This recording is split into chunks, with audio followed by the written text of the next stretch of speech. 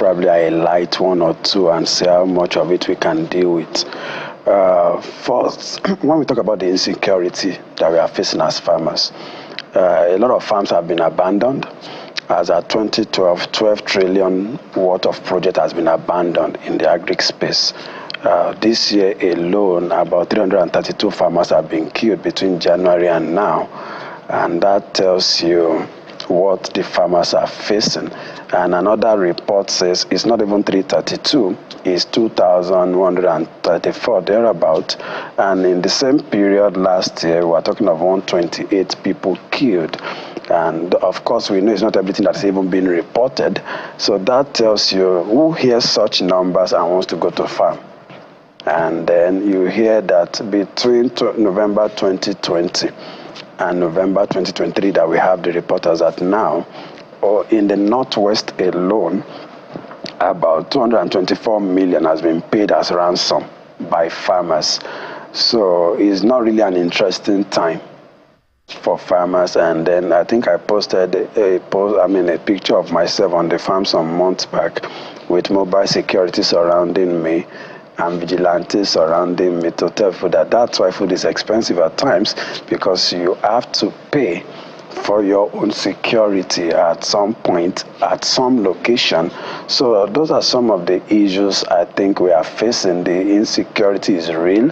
Though it's fair in some areas, it's fair in some states, but in some areas it's really a threat. And the more farms are abandoned, the more we'll be facing what we are facing. So there needs to be confidence of people going to the farm. So we are not doing too well in that area. Even in the area of funding, I don't believe we are doing too well at the moment.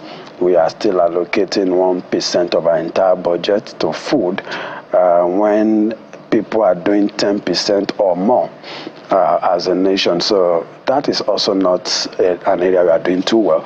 And despite that mega allocation, you still look at the breakdown of some of those expenses, and you can see that it's not being well utilized.